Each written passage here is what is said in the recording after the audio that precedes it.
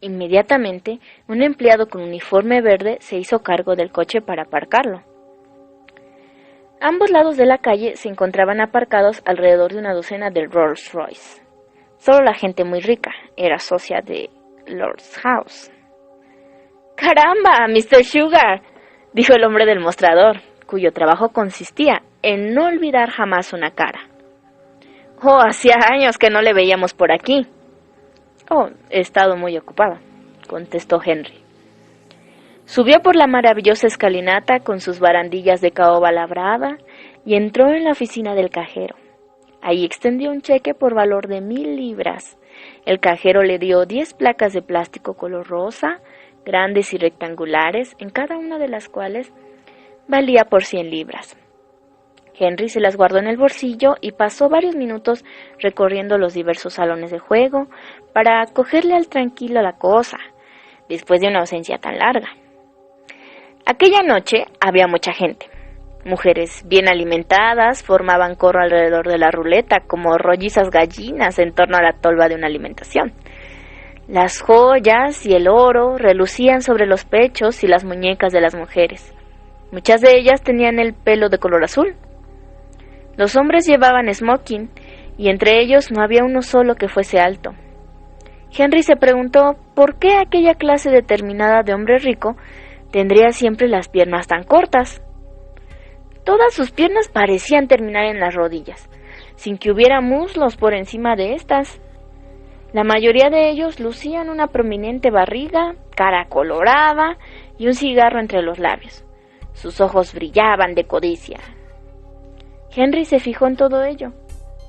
Era la primera vez en su vida que contemplaba con desagrado aquel tipo de persona rica que frecuentaba los casinos de juego.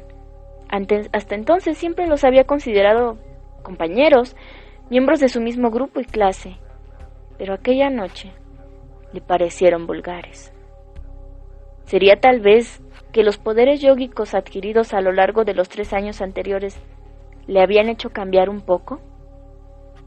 Se quedó mirando la ruleta. Sobre la mesa larga y verde, la gente colocaba su dinero, tratando de adivinar en qué ranurita caería la bolita blanca, y a la siguiente vuelta de la ruleta. Henry miró la rueda. De repente, quizá más por costumbre que por cualquier otra cosa, se dio cuenta de que empezaba a concentrarse en ella. No era difícil. Llevaba tanto tiempo practicando el arte de la concentración total que aquello se había convertido en cosa rutinaria. En una fracción de segundo, su mente se había concentrado completa y absolutamente en la rueda. Todo lo demás que ve en el salón, el ruido, la gente, las luces, el olor a humo de cigarro y pues todo se borró de su mente. Solo vio los números blancos alrededor del borde. Los números iban del 1 al 36 y había un 0 entre el 1 y el 36. Con gran rapidez todos los números se hicieron borrosos y desaparecieron ante sus ojos. Todos excepto uno. Todos excepto el número 18. Era el único número que Henry podía ver. Al principio resultaba algo confuso y desenfocado.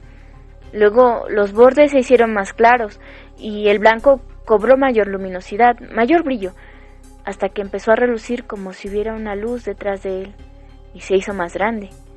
Casi parecía saltar hacia él. En aquel momento, Henry interrumpió su concentración. El salón volvió a aparecer ante sus ojos. ¿Todos han terminado?, preguntó el croupier. Henry sacó del bolsillo una placa de 100 libras y la colocó en el cuadrado señalado con el número 18 de la mesa verde. Aunque el resto de la mesa aparecía cubierto con las apuestas de los demás jugadores, la suya era la única que había en el 18. El croupier hizo girar la rueda. La bolita blanca rebotó y corrió alrededor del borde. La gente miraba. Todos los ojos estaban posados en la bolita. La rueda empezó a girar más despacio y se detuvo. La bolita dio varias vueltas más, titubeó, luego cayó limpiamente en la ranura del número 18. ¡18!, gritó el croupier. La gente soltó un suspiro. El ayudante del croupier recogió los montoncitos de placas perdedoras con una pala de mango largo, pero no cogió la de Henry. Le pagaron 36-1, 3.600 libras a cambio de sus 100 libras. Se las dieron en 3 placas de 1.000 libras y 6 de 100. Henry empezaba a experimentar un extraordinario sentido de poder. Estaba convencido de que podía saltar la banca si así lo deseaba.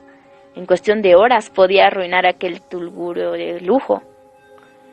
Podía quitarles 1.000.000 y todos los caballeros elegantes de rostro pétreo que contemplaban el movimiento del dinero saldrían disparados como ratas presas de pánico. ¿Debía hacerlo? ¡Ja! La tentación era grande, pero sería el fin de todo. Se haría famoso y nunca más le permitirían volver a entrar en un casino en ninguna parte del mundo. Así que no debía hacerlo. Tenía que andar con mucho cuidado para no traer la atención sobre sí. Henry salió despreocupadamente del salón de la ruleta y entró en el salón donde estaban jugando al blackjack. Se detuvo en el umbral para contemplar la escena. Había 4 mesas. Tenían formas extrañas. Aquellas mesas de blackjack, cada una de ellas curvada como en media luna, y los jugadores se encontraban sentados en taburetes altos alrededor de la parte externa del medio círculo, mientras que los empleados se encontraban de pie en la parte interna.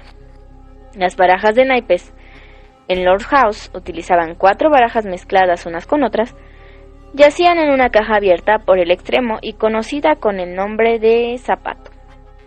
El empleado sacaba los naipes uno por uno del zapato utilizando las puntas de los dedos. El dorso del naipe que había dentro del zapato era siempre visible, pero no los demás. El blackjack, como lo llaman los casinos, es un juego pues muy sencillo. Ustedes y yo lo conocemos bajo otro de sus 3 nombres: Pompton, 21 o Bingo Dun. El jugador trataba de reunir cartas que en total sumen un número tan cerca del 21 como sea posible, pero si sobrepasa dicha cifra, pierde.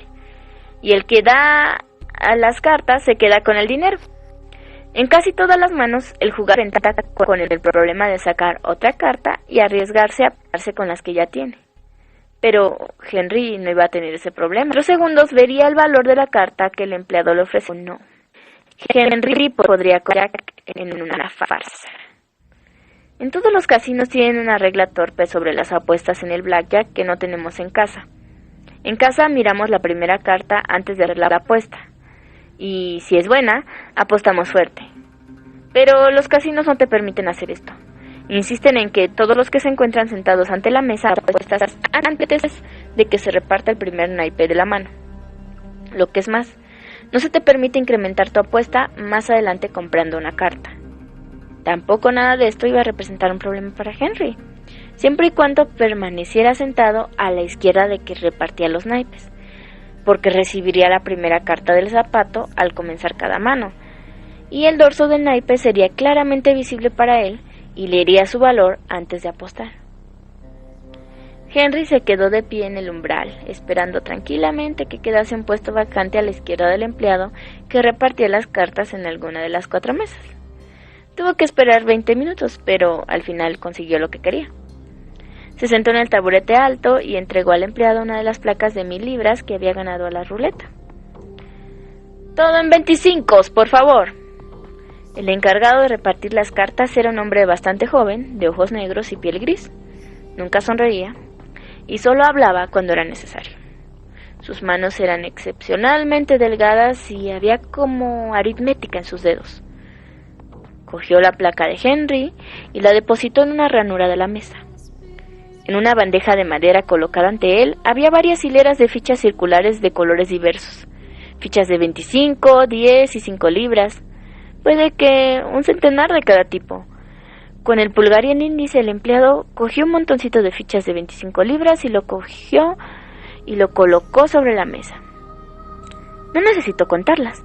Sabía que había exactamente 20 fichas en el montoncito. Aquellos dedos ágiles podían coger con absoluta certeza cualquier número de fichas entre 1 y 20 sin equivocarse jamás.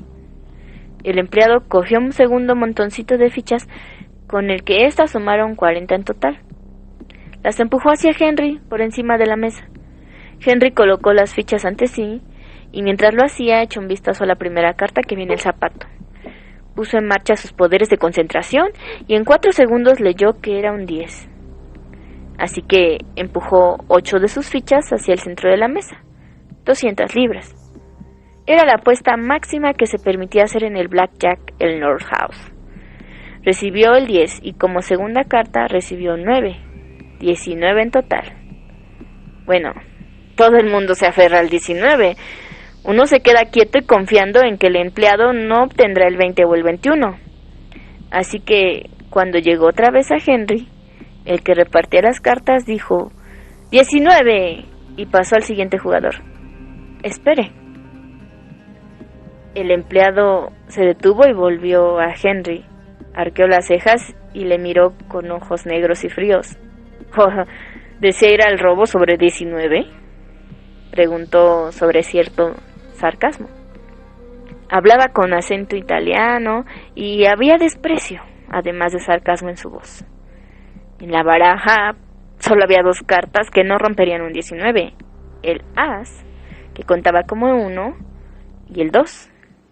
Así que solo un idiota se arriesgaría a ir al robo sobre 19, especialmente teniendo 200 libras sobre la mesa.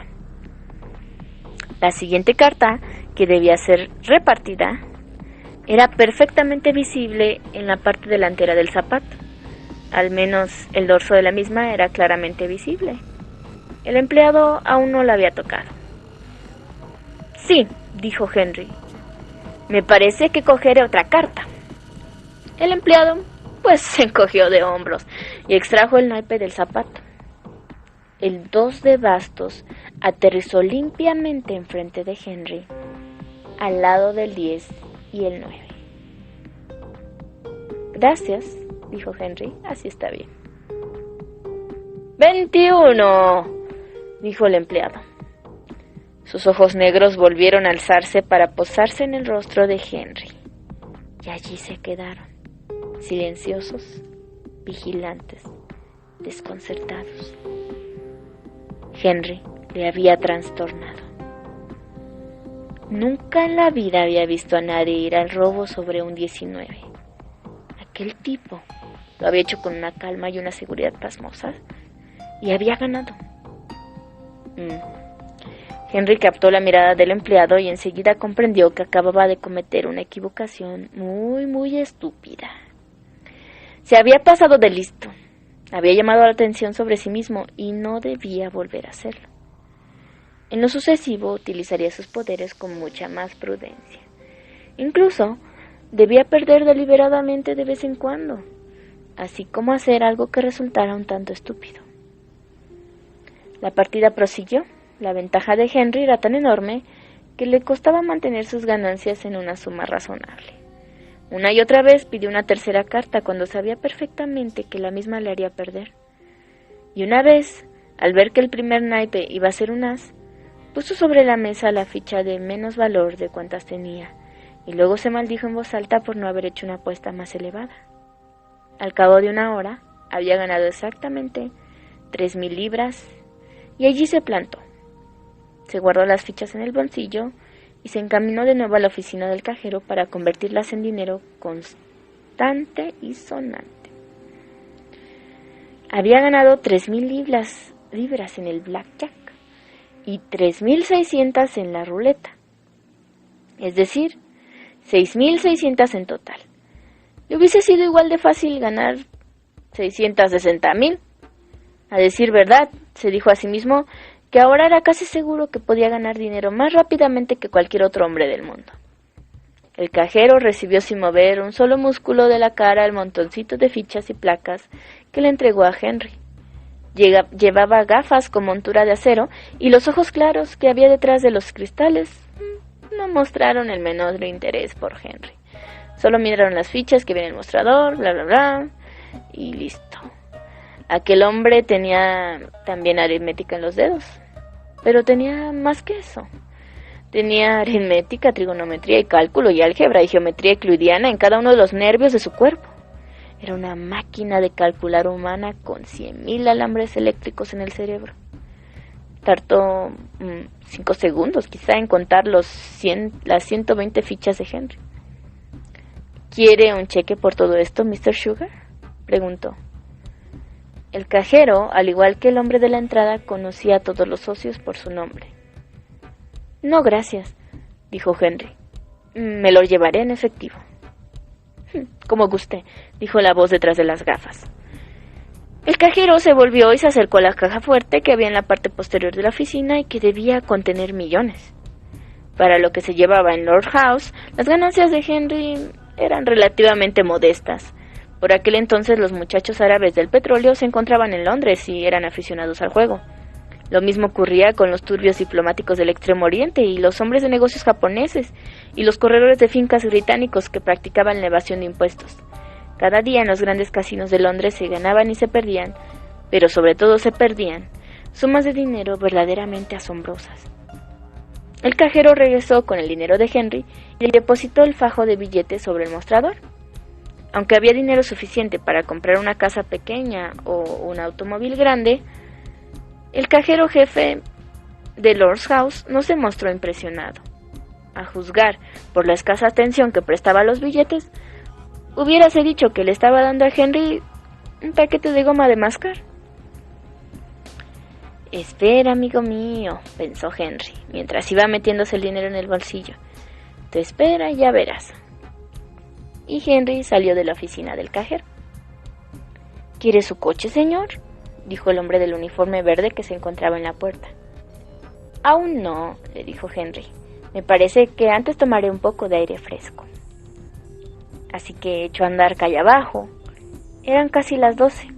La noche era fresca y agradable. La ciudad seguía totalmente despierta aún, y Henry notaba el bulto en el bolsillo interior de su chaqueta donde había guardado el grueso fajo de billetes. Tocó el bulto con una mano, lo acarició delicadamente. Era mucho dinero a cambio de una sola hora de trabajo. ¿Qué pensar sobre el futuro? ¿Cuál iba a ser su siguiente movimiento? Podía ganar 1 millón en un mes. O podía ganar más si quería. Lo que podía ganar no tenía límites. Mientras paseaba por las calles de Londres, bajo el frescor de la noche, Henry se puso a pensar en el siguiente movimiento. Ahora bien, si esta fuera una historia ficticia en lugar de verídica, habría sido necesario inventar un final sorprendente y emocionante para la misma, pues no resultaría difícil hacerlo, algo dramático e insólito. Así que, antes de contarles lo que verdaderamente le ocurrió a Henry en la vida real, hagamos una breve pausa y veamos lo que un novelista competente hubiese hecho para concluir esta historia. Sus notas vendrían a ser algo así. Opción número 1, Henry debe morir. Porque al igual que Imran Khan hiciera antes que él, Henry había violado el código del yogi y utilizado sus poderes en provecho propio. Opción número 2, lo mejor será que muera de alguna forma poco corriente e interesante que sorprenda al lector. Opción número 3, por ejemplo, podría regresar a su piso y ponerse a contar el dinero y a recrearse contemplándolo. Mientras hiciera esto, de pronto podría empezar a sentirse mal. Siente un dolor en el pecho. 4. Se asusta. Decide acostarse inmediatamente y descansar. Se quita la ropa. Ya desnudo, se dirige al armario para sacar el pijama. Pasa por delante del espejo de cuerpo entero que hay en la pared. Se detiene, mira fijamente su propia imagen desnuda reflejada en el espejo y automáticamente empujado por la costumbre empieza a concentrarse. Y de pronto, entonces, ve a través de su propia piel y ve a través de ella del mismo modo que viera a través del dorso de los naipes. Es como la imagen de una radiografía, solo que mejor. Los rayos X solamente pueden ver los huesos y las zonas muy densas, pero Henry puede verlo todo. Ve sus arterias y venas con la sangre que riega su cuerpo. Puede verse el hígado, riñones, intestinos, y también puede ver cómo late su corazón. Mira hacia el lugar de su pecho de donde procede el dolor y ve, o cree ver, un bulto pequeño y oscuro en el interior de la vena grande que conduce al corazón por el lado derecho. ¿Qué estará haciendo un bulto pequeño y oscuro dentro de la vena? Debe tratarse de alguna clase de bloqueo, debe ser un coágulo de sangre. 7. Al principio, el coágulo parece estacionario, luego se mueve. El movimiento es muy leve, no más de 1 o 2 milímetros. La sangre que circula por la vena se acumula sobre el coágulo y acaba por empujarlo hacia adelante. Avanza algo más de 1 centímetro Esta vez ven arriba hacia el corazón. Y Henry contempla el avance con horror. Sabe, como lo sabe también casi todo el mundo, que un coágulo de sangre que se ha desprendido y viaja por el interior de una vena acabará llegando al corazón. Y si el coágulo es grande, se pegará al corazón. Y lo más probable es que la persona muera. Bueno, ese no sería un final tan malo para una obra de ficción, pero esta historia no es ficticia, es verídica. Las únicas cosas falsas que hay en ella son el nombre de Henry y el del casino de juego. Henry no se llamaba Henry Sugar. Su nombre debe ser protegido. Todavía debe ser protegido. Y por razones obvias, uno no puede llamar al casino por su verdadero nombre. Aparte de eso, la historia es auténtica. ¿Y porque es una historia auténtica? Debe tener un final auténtico. Puede que el final auténtico no sea tan dramático ni tan misterioso como podría ser un final inventado, pero no por ello es menos interesante. Así que, he aquí lo que ocurrió realmente.